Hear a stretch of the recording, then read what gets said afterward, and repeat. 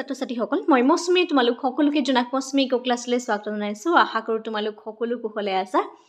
আজি আলোচনা কৰিবলৈ লৈছোঁ BA 6 semester economics major Indian economy unit number 1 ৰ প্ৰথমটো ভিডিঅ' আজি আমি আলোচনা কৰিম আজি আলোচনা কৰিম FRBM এক্টৰ ওপৰত আৰু FRBM এক্টখন কিয় হয় তাৰ উদ্দেশ্য কি ভাৰতবৰ্ষতনো FRBM এক্টখন কিয় প্ৰৱৰ্তন কৰা হৈছিল এই গোটেইখিনি বিষয়বস্তু আমি আলোচনা কৰিম অসমীয়া মাধ্যমত আলোচনা কৰিম আৰু সেম টপিক ইংৰাজী মাধ্যমত আমাৰ যোনটো কোৰ্স আছে সেই কোৰ্সৰ ভিতৰত তোমালকে লাভ কৰিবা আৰু যদি কমপ্লিট কোৰ্সত জয়েন হ'ব বিচাৰিছা স্ক্ৰিনত যোনটো WhatsApp নাম্বাৰ আছে তাত তোমালকে কন্টাক্ট কৰিব পাৰিবা তোমাৰ নাম তোমাৰ কলেজৰ নাম কোনখন ইউনিভাৰ্সিটি ষ্টুডেন্ট হয় সেই গোটেইখিনি ডিটেইলছ একেলগে লিখি পেলাই আমালৈ মেছেজ কৰিব পাৰিবা ঠিক আছে এতিয়া আজি আমি আলোচনা কৰো যে FRBM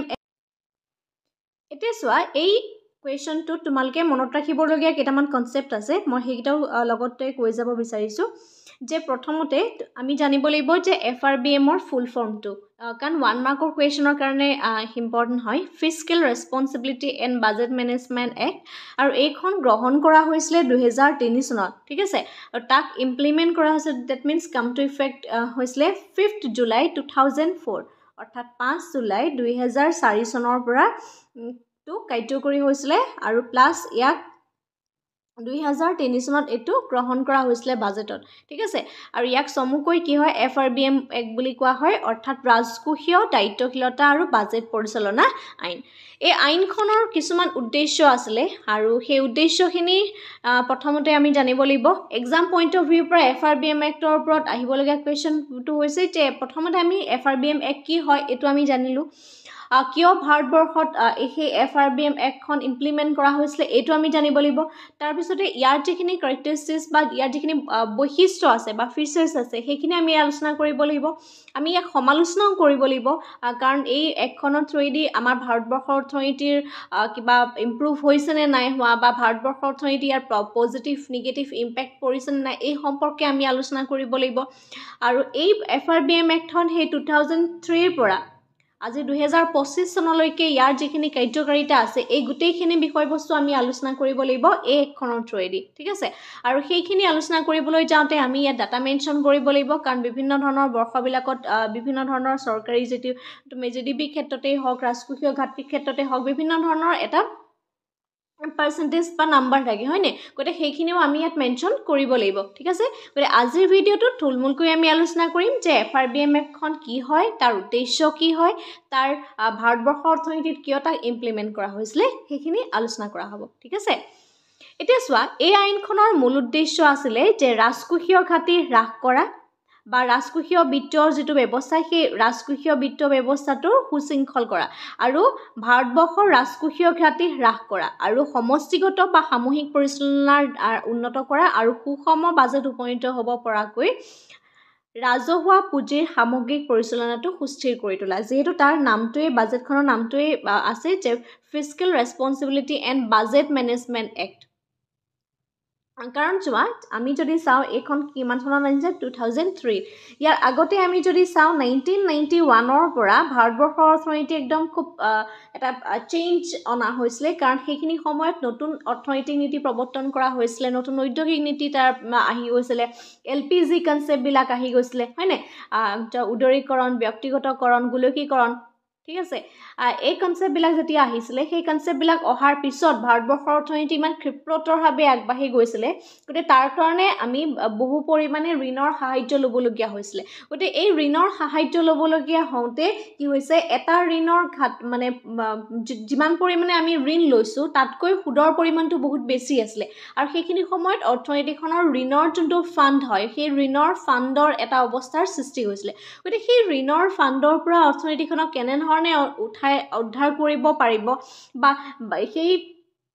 ৰাজকোষীয় বিত্ত ব্যৱস্থাটো কেনে ধৰণে এটা সুশৃংখল অৱস্থালৈ লৈ যাব পাৰিব ৰাজকোষীয় ঘাটি কেনে ধৰণে হ্ৰাস কৰিব পাৰিব এই গোটেইখিনি উদ্দেশ্যৰ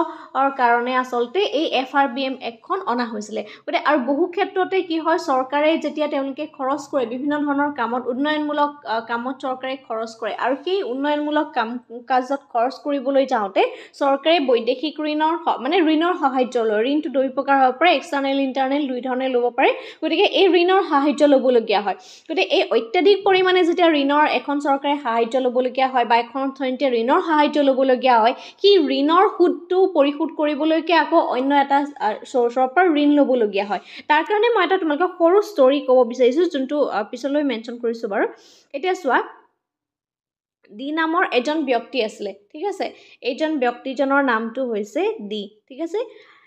তিনিটা ইনষ্টিটিউট আছে ধৰি লৈছোঁ এ বা এই তিনিখন কাণ্ট্ৰি ধৰি লৈছোঁ ABC তিনিখন দেশ হয় আৰু বি এখন ছেপাৰেট দেশ ঠিক আছে এতিয়া কি কৰিলে এই ডি কাণ্ট্ৰিখনে ফাৰ্ষ্টতে তেওঁলোকে উন্নয়নমূলক কামত খৰচ কৰিবৰ কাৰণে এই কাণ্ট্ৰিখনৰ পৰা ঋণ ল'লে ঠিক আছে এই কাণ্ট্ৰিখনৰ পৰা ঋণ ল'লে ডেট মিনছ এই কাণ্ট্ৰিখনৰ পৰা ডি লৈ ঋণ গ'ল এতিয়া কি হ'ল ঋণৰ পৰিমাণটো তেওঁলোকে ভাবিলে যে আৰু তেওঁলোকক ঋণ লাগে ঠিক আছে আকৌ তেওঁলোকে কিন্তু অকল ঋণটো এনে নিদিয়ে ঋণৰ এগেইনষ্টত কি হ'ব ইণ্টাৰেষ্ট দিব লাগিব সুদ দিব লাগিব গতিকে সেই ডি কাণ্ট্ৰিখনে তেওঁলোকৰ পৰা যোনটো ঋণ ল'লে সেই ঋণটো লৈ পেলাইতো আল্টিমেটলি দেশৰ উন্নয়নমূলক কামত খৰচ কৰি আছে হয়নে আৰু লগতে কি কৰিবলগীয়া হৈছে যে তেওঁলোকক কিন্তু সুদো প্ৰদান কৰিবলগীয়া হৈছে গতিকে তেওঁলোকে সেইটো বেলেঞ্চটো কৰিব নোৱাৰি পেলাই আকৌ বি কাণ্ট্ৰিখনৰ পৰা ঋণ ল'লে ঠিক আছে সেই ঋণখিনি আকৌ ক'লৈ গ'ল ডি কাণ্ট্ৰিলৈ গ'ল আৰু ডি কাণ্ট্ৰিখনে কি কৰিলে সেইখিনি পইচা লগ লাগি পেলাই পুনৰ এ আৰু বিক তেওঁলোকে কি কৰিলে ইণ্টাৰেষ্ট হিচাপে দি থাকিলে আৰু তেওঁলোকে যিহেতু দেশৰ কাম উন্নয়নমূলক কাম চলিয়ে আছে এগেইন এ আৰু বি দুইখন কাণ্ট্ৰিৰ লগত যিহেতু তেওঁলোকে সুদটো বেলেঞ্চ কৰিব নোৱাৰা হৈছে এগেইন তেওঁলোকে কি কৰিলে এই চি কাণ্ট্ৰিখনৰ পৰা ঋণ ল'লে এগেইন চি কাণ্ট্ৰিখনৰ পৰা কেপিটেল ক'লৈ গ'ল ডি কাণ্ট্ৰিখনলৈ গ'ল আৰু এই পইচাখিনিয়ে আল্টিমেটলি ABC তিনিওখন কাণ্ট্ৰিকে তেওঁলোকে কি কৰিছে সুদ দি আছে ঠিক আছে আমি এটা ঋণ পৰিশোধ কৰিবলৈ যাওঁতে আমি এটাৰ পৰা অন্য এটা চ'ৰ্চৰ তেনেকৈ ঋণৰ পৰিমাণটো বঢ়াই গৈ আছোঁ এনেকুৱা বহুত ক্ষেত্ৰতে হয় এখন দেশৰ ক্ষেত্ৰত হ'ব পাৰে এটা ফেমিলিৰ ক্ষেত্ৰত এইখিনি হ'ব পাৰে হয়তো বহুতৰ এনেকুৱা কিছুমান দেখিছা তোমালোকে আশে পাশে কিছুমান ব্যক্তি যিখিনি ব্যক্তিয়ে কোনোবা যদি এটা চ'ৰ্চৰ পৰা ঋণ তেওঁলোকে লৈছে সেই এজন ব্যক্তিৰ পৰা সেই ধাৰটো পৰিশোধ মানে কৰিবৰ কাৰণে অন্য এজন ব্যক্তিৰ পৰা ধাৰ ল'বলগীয়া হৈছে গতিকে ঋণৰ ফাণ্ডৰ নিচিনা এটা অৰ্থনীতিৰ